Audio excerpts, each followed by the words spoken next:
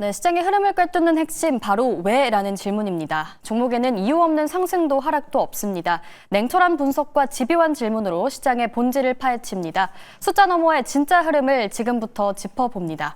네, 궁금한 종목 Y 오늘 함께할 분들 소개할게요. DW 주식클럽 공대원 대표, 오리드홀딩스 권영우 대표 나왔습니다. 어서 오세요. 안녕하세요. 네, 그럼 오늘 첫 번째 종목부터 바로 살펴보겠습니다. 궁금한 종목 Y 첫 번째 종목 공개해 주시죠. 네, 중동 전운에 불붙은 방산주 한화 에어로스페이스 급등입니다. 이 안보 리스크의 수주 릴레이가 이어지고 있습니다. 미국은 최근에 국방부를 전쟁부로 명칭을 좀 변경하기도 했죠. 러우 종전 협상도 지지부진한 상황이고 가자 지구에서도 글로벌 안보 불확실성이 커지면서 국내 방산업체들의 해외 수주에 대한 기대감도 커지고 있는 것 같습니다. 오늘 K방산 빅4 합산했더니 시총이 100조 원을 넘어서기도 했는데요. 공대원 대표님께 먼저 여쭤보겠습니다. 이 방산주 중에서도 신고가를 경신한 한화 에어로스페이스, 현재 주가 위치는 어느 정도로 보십니까? 네, 오늘 신고가를 경신한 그런 모습인데 사실 9월 16일 날 하나 에어로스페이스에 대해서 한번 소개를 해드린 적이 있고 오늘 목표가에 도달한 그런 모습입니다. 하나 에어로스페이스 같은 경우는 최근 이제 드론이 출몰 여파 때문에 덴마크라든지 폴란드, 루마니아라든지 각 지역마다 드론이 출몰하면서 그러면서 좀 지정학적 리스크가 좀 고조되고 있는 그런 가운데 오늘 좀 지속적으로 5일선을 상회하면서 우상향을 그리고 있는 그런 모습이고요. 아울러서 10월 1일 날 EU 비공식 정상회의를 지금 개최를 앞두고 있는 그런 상황인데 이 드론에 대해서 좀 논의를 하지 않을까라고 예상이 되고 있는 그런 상황이고 오늘 오름세를 보였던 이유가 미국 국방부에서 중국에 대비해서 한 미사일을 2배에서 4배 정도 더 증산하겠다, 추진하겠다라고 얘기하면서 강하게 투자 심리가 더 확대되는 그런 모습이었습니다. 아울러서 이제 누리호가 4차 발사가 한 11월 27일로 얘기가 나오면서 더 상승 탄력이 이어졌던 것 같고 이 방산에 대해서 지속적으로 논의가 2배에서 4배까지 올리는 게 6개월, 8개월, 12개월 안에 지속적으로 수요가 증가될 것 같은 그런 기대감이 있기 때문에 향후 이제 실적이 더 개선되지 않을까라고 예상해 볼 수가 있겠고 그러므로 하나 에어로스페이스 같은 경우는 목표가를 단기 이평선으로 좀 분할 매수 관점으로 내일부터 이제 투경이 지목이 된 그런 상황이라서 좀 단기간에는 좀 차익 매물이 출회되지 않을까라고 예상을 하고 있기 때문에 단기 이평선 부근에서 분할 매수 관점으로 대응해 나가시면 좋을 것 같고요.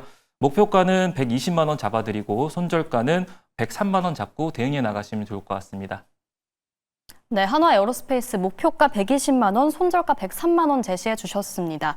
공대원 대표님, 근데 또 한화 에어로스페이스가 방산주 중에서도 올라운더라고 하잖아요.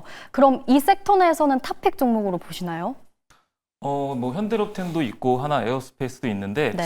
지금 가장 시장이 맞게끔 두드러지게 움직임을 보여주고 있는 거는 하나 에어로스페이스가 아닐까라고 생각하고 있고요. 향후 10월 17일 날 또 방산 전시회가 있기 때문에 차후 모멘텀까지 기대해 볼 수가 있겠습니다. 네, 알겠습니다. 한화 에어로에 대한 긍정적인 의견까지 들어봤습니다. 자, 이어서 궁금한 종목 Y 두 번째 종목으로 넘어가 보도록 하겠습니다. 공개해 주세요. 네, LNG 특수, 유증 호재의 선박법 훈풍까지 HJ중공업 강세입니다. 오늘 또 방산주와 함께 나란히 좋았던 게 이 조선주였는데요. 미국 내 LNG 프로젝트 수주에 대한 기대감과 더불어서 이 선박법 통과 가능성 커지면서 조선주들이 좀 상승세를 이어갔습니다. 자, 그 가운데 특히 HJ중공업 같은 경우에는 어제 유증 소식이 나왔고요. 신주 발행가액 상향 조정되면서 오늘 좀 투심이 쏠렸는데요. 권영우 대표님께 여쭤보겠습니다. 우리가 또 투자자로서 조선주 이제 다시 한번 들어가 봐도 되는지 궁금하고요. 또 이 뉴스들 감안을 했을 때 HJ중공업 전략은 또 어떻게 세워봐야 할까요?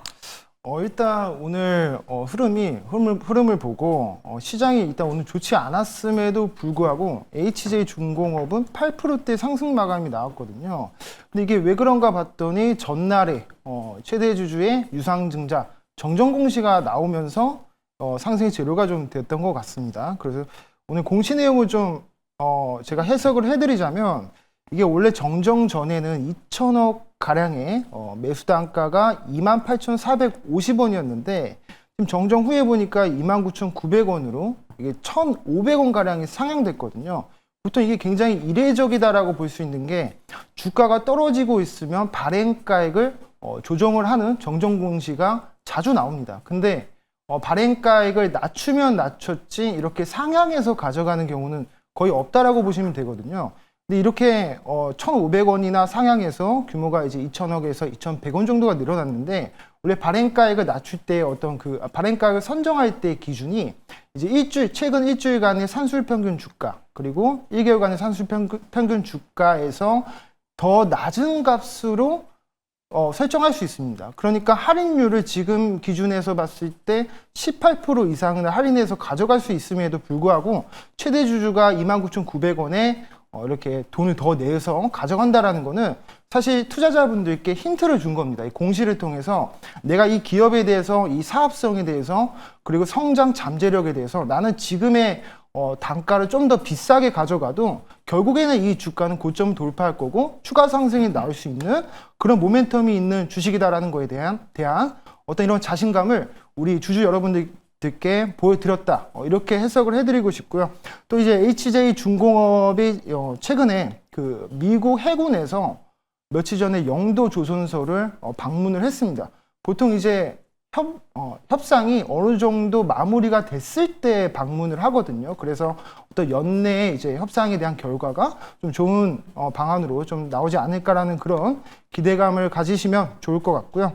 또 이제 미국의 칩스법 말고 이제 칩스법이라고 해서 주요 내용을 보니까 중국이랑 이제 우려국에 대해서 선박을 규제하고 동맹국의 선박을 인정한다라고 하는데 여기서 말하는 동맹국은 사실 한국의 거의 한국을 생각하시면 될 것 같습니다. 그래서 우리나라에 좀 더 의지하는 그런 법이다 이렇게 생각을 하시면 될 것 같고 단기적으로 보나 장기적으로 보나 지금 매수로 접근을 하셔도 최대 주주의 매수 단가보다도 저렴한 가격에 사실 수 있습니다. 그래서 단기적으로도 34,000원대까지는 오른다라고 볼 수 있고 좀 중장기적으로 목표가를 설정해 드리자면 네, 중장기적으로도 34,000원 정도로 생각하시면 좋을 것 같고 손절가는 25,000원 제시해 드리도록 하겠습니다. 네, 또 이번 공시가 성장 잠재력에 대한 기업의 자신감을 힌트로 준 거다 언급을 해주셨고요. 목표가 34,000원, 손절가 25,000원 제시해 주셨습니다. 자, 두 번째 종목 체크를 해봤습니다. 이어서 궁금한 종목 Y, 세 번째 종목 바로 체크해 보도록 할게요. 네, 속도전 HBM4 시장 한미반도체가 뜬다입니다. 요즘 반도체가 또 굉장히 강하잖아요. 반도체 슈퍼사이클이 시작됐다, 뭐 이런 전망, 이런 평가도 있는데 오늘은 전자닉스보다도 밑단에 있는 장비주들이 좀 시세를 분출했던 것 같습니다. 이 한미반도체 해외 매출 비중이 80% 정도라고 하는데 어제 미증시를 보니까 마이크론이 좀 강하게 올랐거든요. 이 마이크론의 훈풍을 받은 건가 이런 생각도 드는데 공대원 대표님, 한미반도체 더 가줄까요? 어떻게 보십니까? 네, 한미반도체는 지금 현재 TC본더를 마이크론에게 82% 정도를 납품하면서 매출을 일으키고 있는 기업 중에 하나죠. 과거에는 SK 하이닉스에게 독점으로 공급을 했다가 지금 현재는 마이크론에게 82%를 공급해 줌으로써 마이크론의 주가의 변동성이 움직임이 어떻게 보이냐에 따라서 가치 동반 상승을 이끌 가능성이 굉장히 높은 종목이다라고 보시면 되겠습니다. 그리고 아울러서 마이크론 역시 최근에 실적 발표를 했었죠. 4분기 실적 발표를 했는데 매출하고 영업이익이 한 127% 정도 급증세를 보였습니다. HBM의 수요가 증가하고 있기 때문에 이 같은 실적을 기록했다라고 얘기를 했었고 마이크론 역시 엔비디아에게 HBM4를 샘플을 제출한 그런 상황이라서 3파전이 지금 이루어지고 있는 그런 상황인데 지금 현재 HBM의 점유율이 가장 높은 거는 SK 하이닉스가 한 60% 정도 이상이고요. 2위가 이제 마이크론입니다. 그리고 3위가 삼성전자인데 누가 지금 선택을 받느냐에 따라서 좀 차별화된 주가 움직임을 좀 보일 가능성이 크다라고 생각이 들고 있고 한미반도체 같은 경우는 추가적으로는 11월 달에 실적 발표를 지금 앞두고 있는 그런 상황이고 반도체 역시 10월 달에 이제 반도체 전시회가 세미콘 웨스트 일정도 앞두고 있는 그런 상황이라서 이 점 참고해 보시면 좋을 것 같고요. 일단 우선적으로 엔비디아가 어떤 손을 좀 잡아주느냐 그 여부에 따라서 좀 급등락이 좀 변동성을 보일 가능성이 크다라고 생각하고 있는 그런 상황입니다. 그리고 마이크론 같은 경우는 과거에 HBM4에 대해서 좀 뒤처지는 게 아니냐라는 그런 속도전에 있어서 그런 좀 평을 받았었는데 마이크론이 최근에 아니다, 성능 우리는 우수하다 이런 식으로 발표한 적도 있기 때문에 통과 여부를 좀 기대해 보셔도 좋을 것 같고요. 단기적으로는 한미반도체가 목표가를 10만 2천 원 정도 제안해 드리도록 하겠고 손절가는 8만 9천 원 제안해 드리도록 하겠습니다. 네, 한미반도체 목표가 10만 2천 원, 손절가 8만 9천 원 들어봤는데요. 대표님, 그럼 이 종목 같은 경우에는 미보유자가 들어갈 만한 그런 종목은 아닐까요? 지금 상황으로? 일단 업계에서는 HBM4가 SK 하이닉스가 점유율이 가장 지금 높은 그런 상황이라서 네. 반도체가 사상 랠리를 지금 달리고 있는 그런 슈퍼사이클인데도 불구하고 한미 반도체는 상승률이 좀 크지 않는 이유가 그거지 않을까라고 생각을 합니다.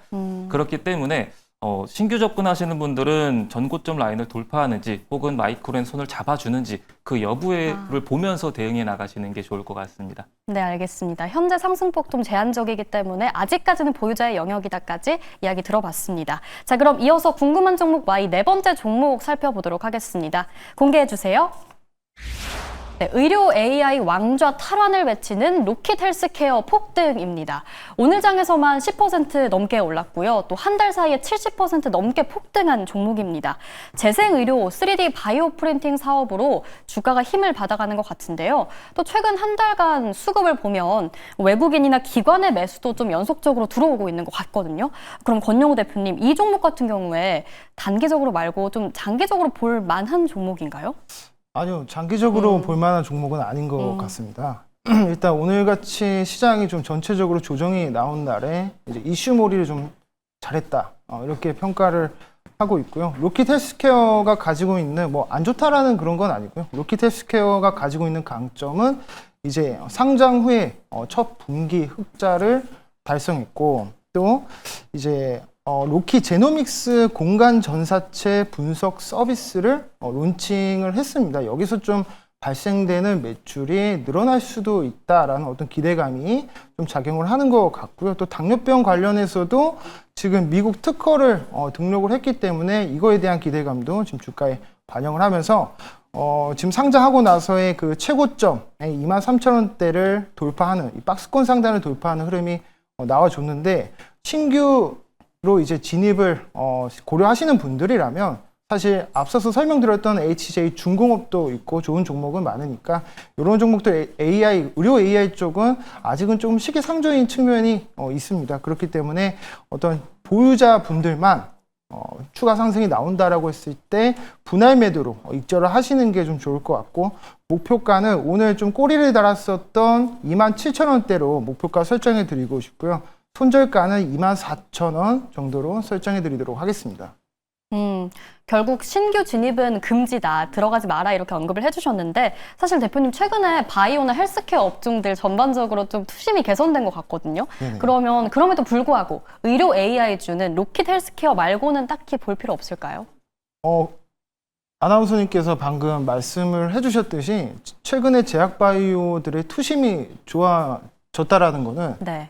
그 투심이 좋아진 종목들을 우리가 좀 더 선택과 집중으로 공략을 하는 게 더 좋을 것 같고요. 왜냐하면 지금 뭐 리토라든지 뭐 리쥬란이라든지 이런 미용, 의료기기 쪽도 지금 좋은 쪽이 많은데 의료 AI는 아직 뚜렷한 실적을 가진 기업이 없다 보니까 요거는 실적이 없는 기업은 악재가 출현했을 때 주가 방어하는 게 굉장히 약하다 보니까 이제 이거는 굉장히 어떤 고수분들만 공략을 하셨으면 좋겠다. 네, 그렇게 알겠습니다. 말씀드립니다. 네, 또 일반 투자자분들께서 의료 AI 쉽게 진입하는 건 좀 시기상조다 짚어주셨습니다. 네, 로킷 헬스케어까지 마무리해봤고요. 궁금한 종목 Y 오늘 이야기 여기까지 들어보도록 하겠습니다. 네, 오늘 공대원 대표 권영우 대표와 함께했습니다. 고맙습니다.